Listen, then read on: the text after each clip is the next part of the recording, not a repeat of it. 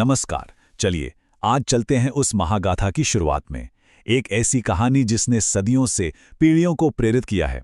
देखिए, ये सिर्फ एक कहानी नहीं है, ये धर्म, कर्तव्य और एक ऐसे हीरो के जन्म का सफर है जो आज भी हमारे दिलों में बसता है। तो आइए समझते हैं कि कैसे एक नायक का उदय हुआ। लेकिन पता है, कहानी की शुरुआत किसी हीरो से नहीं होती। नहीं, इसकी शुरुआत होती है एक दुनिया से जो संकट में है, जो दर्द से कराह रही है। ये धरती की पुकार थी, एक ऐसी चीख जो अत्याचार के बोझ तले दबी जा रही थी। और बस यहीं से कहानी का असली मंच तैयार होता है। तो सवाल ये उठता है कि आखिर दुनिया इस पीड़ा से गुजर क्यों रही थी? वजह क्या थी? वजह थी अधर्म का बढ़ता हुआ भार। मतलब अन्याय और अराजकता का बोझ इतना बढ़ गया था कि उसने पूरे ब्रह्मांड का, पूरे यूनिवर्स का बैलेंस ही बिगाड़ दिया था। और ये कोई छोटा मोटा संकट नहीं था। अरे, इस संकट ने तो पूरे ब्रह्मांड को हिलाकर रख दिया था। राक्षसों का अत्याचार, खास तौर पर रावण का आतंक इतना बढ़ गया था कि सब परेशान हो गए। और जब कोई रास्ता नहीं दिखा तो सारे देवता, ऋषि मुनि सबके सब मदद की गुहार लगाने पहुंचे भगवान विष्णु के पास। और यहीं पर भगवान विष्णु ने एक दिव्य वचन दिया। देखिए, रावण को ब्रह्मा जी से एक वरदान मिला हुआ था कि कोई भी देवता, दानव, यक्ष, गंधर्व कोई उसे नहीं मार सकता। लेकिन जानते हैं अपने घमंड में उसने क्या गलती की? उसने इंसानों और जानवरों से सुरक्षा मांगी ही नहीं। उसे लगा ये कीड़े मकोड़े मेरा क्या बिगाड़ लेंगे। बस भगवान विष्णु ने इसी का फायदा उठाया और वादा किया कि वो एक साधारण इंसान के रूप में जन्म लेंगे और रावण का यही मानभंग करेंगे। तो चलिए अब जरा उस कॉस्मिक प्रॉब्लम से हटकर धरती पर आते हैं, उस समाधान की तरफ जो अब जन्म लेने वाला था, यानी हमारे नायक का जन्म। तो इसकी शुरुआत हुई अयोध्या से। वहां के राजा थे दशरथ, लेकिन उनकी कोई संतान नहीं थी। तो उन्होंने पुत्र की चाह में एक बहुत ही पवित्र यज्ञ किया, पुत्र कामेष्टि यज्ञ। और इस यज्ञ का फल सच में दिव्य था। उनके घर एक नहीं, चार दिव्य बालकों का आगमन हुआ। जी हां, अयोध्या को मिले 4 राजकुमार। सबसे बड़े थे राम, महारानी कौशल्या के पुत्र, फिर भरत जो कैकेयी के पुत्र थे, और जुड़वां भाई लक्ष्मण और शत्रुघ्न सुमित्रा के पुत्र थे। आप सोच सकते हैं उनके जन्म से पूरे राज्य में कैसी खुशी की लहर दौड़ गई होगी। जश्न का माहौल था। कई साल राजकुमारों का बचपन, उनका जीवन, सब कुछ बहुत शांति से बीता। लेकिन फिर एक दिन एक महान गुरु का आगमन हुआ और उनके आने से सब कुछ बदलने वाला था। ये एक संकेत था कि अब उनका वो साधारण महल का जीवन खत्म होने वाला है।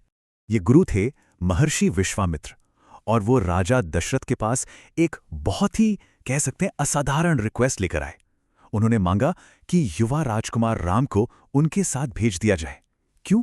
ताकि वो उनके यज्ञ की रक्षा कर सकें उन राक्षसों से जो बार बार उस यज्ञ में रुकावट डाल रहे थे। ये राम के जीवन की पहली असली चुनौती थी। ये सुनना था कि राजा दशरथ तो एक गहरे द्वंद्व में फंस गए। सोचिए जरा, एक तरफ एक पिता का अपने बेटे के लिए प्यार था, और दूसरी तरफ एक राजा का धर्म, उसका कर्तव्य। वो भला अपने इतने छोटे किशोर बेटे को इतने बड़े खतरे में कैसे डाल सकते थे? और ऐसी मुश्किल घड़ी में उन्हें रास्ता दिखाया राजगुरु वशिष्ठ ने। उन्होंने राजा से कहा, राजन, संकोच मत करो, भाग्य पर भरोसा करो और अपना कर्तव्य निभाओ।